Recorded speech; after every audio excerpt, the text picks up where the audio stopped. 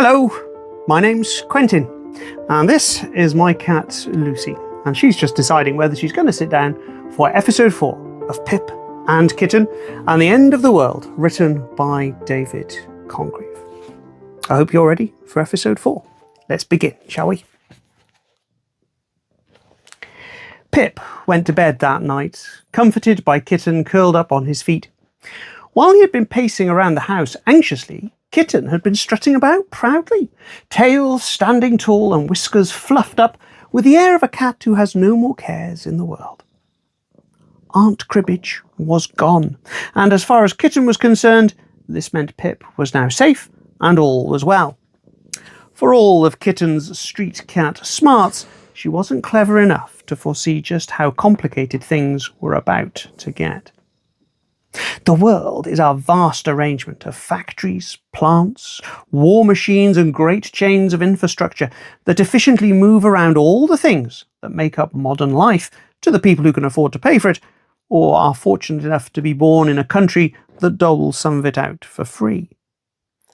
But none of those things were designed to run without human intervention for more than a few days, and in some cases, hours. Pip wasn't just alone. Save for his fuzzy feline companion, he was deserted in a world in which every convenience that he took for granted was about to come to a grinding halt.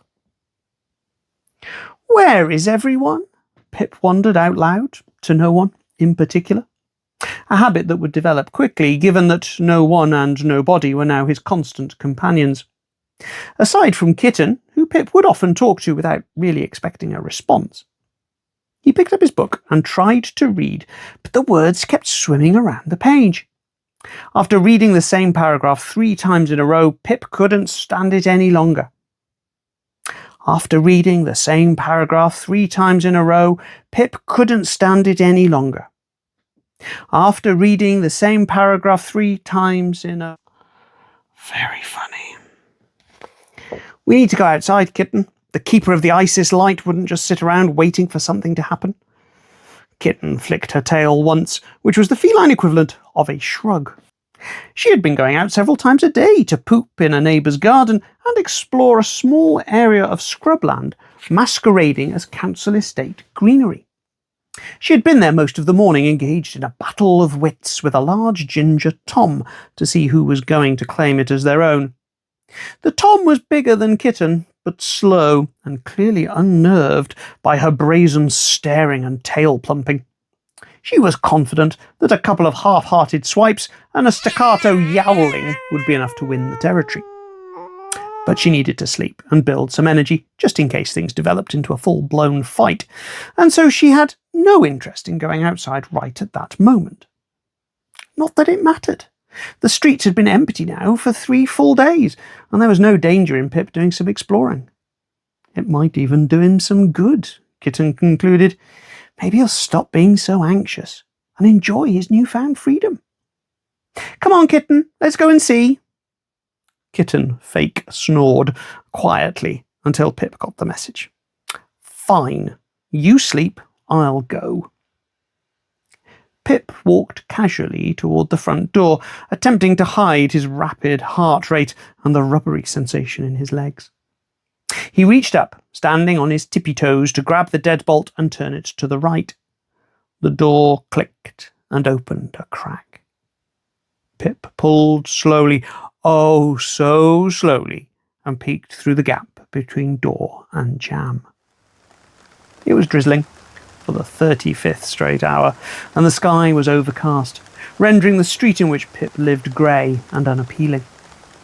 There was rubbish in the street, rolling and scattering in the breeze. A couple of pigeons pecked at something unidentifiable in the middle of the road, but there were still no people to be seen. In fact, there was nothing for Pip to see that he hadn't already seen, for hours on end, from his bedroom window. Everything was merely closer, as if he'd previously been viewing the world through a television screen, and now here it was, live and in the flesh. Yet no more interesting for the proximity. Pip opened the door wide and leaned out into the street, taking care not to step past the frame of the door.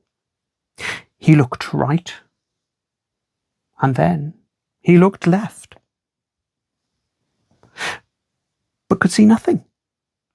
He didn't think to look up, but if he had, he would have seen nothing. In one sense, there really was nothing to see, but in every other sense, there was a complete lack of anything interesting, useful, or worthwhile to look at. "Hello," Pip tried in a volume that was only one step above a whisper.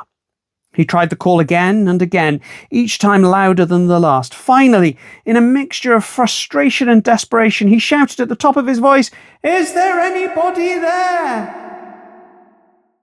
The pigeons stopped pecking at detritus and considered whether they could be bothered to fly away, but otherwise no one responded to Pip's cries.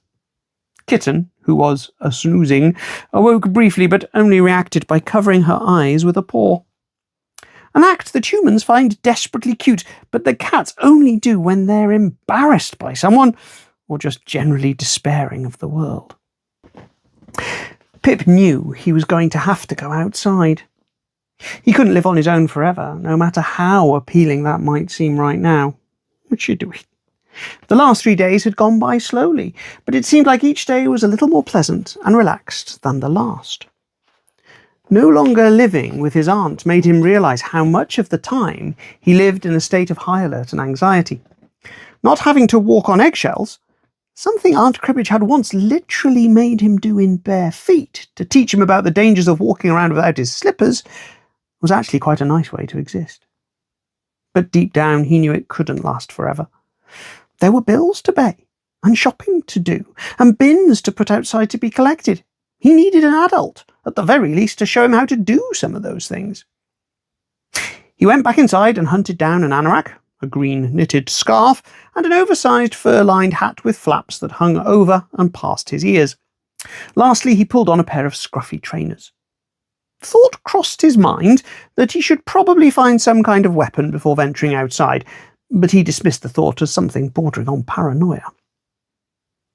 Feeling like he was sufficiently dressed for the weather, Pip returned to the front doorway and gingerly stepped through onto the street. His house was a mid-terrace property, so there was no front garden or gate to navigate. One step through the front door was one step directly onto the street. Raindrops landed on Pip's nose and cheeks, but otherwise his outfit kept him dry and warm. He puffed out his cheeks and tried to stand tall and confident. The pigeons were not impressed. Pip decided to start with the neighbour on his left. She was an elderly woman called Martha, but that was all he knew about her, other than the fact that she didn't get along with Aunt Cribbage and revelled in playing audiobooks at full volume in the middle of the day. The first time it happened, Pip was surprised that his aunt didn't go round and start a fight, but that was only because he didn't understand the nature of a coward.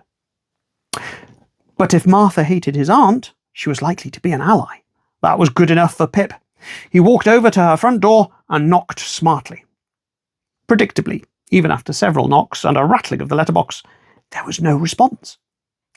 This wasn't predictable for Pip, naturally, but you and I well know that Martha was no more likely to have survived the atom-destroying power surge of a black hole than anyone else.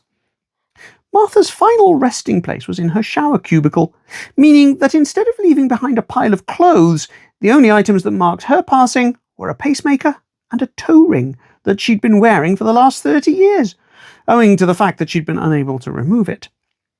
Disintegration of flesh, muscle, and bone, however, had done the trick quite nicely. The ring lay in the hair trap of the shower drain, wet from the shower that was still running. Pip harumphed to himself and pondered whether to go to the next door on the street or to try the neighbour on the other side of the street. He opted for the latter, but stopped short when he turned around and saw a large crow on the pavement. It was the biggest bird Pip had ever seen in real life. It had jet black feathers, and the rain running off its body made it look greasy and slimy. Its beak was long, with a point so sharp it seemed to glisten. The crow cocked its head to one side and looked Pip over with eyes that appeared hungry. Oh dear.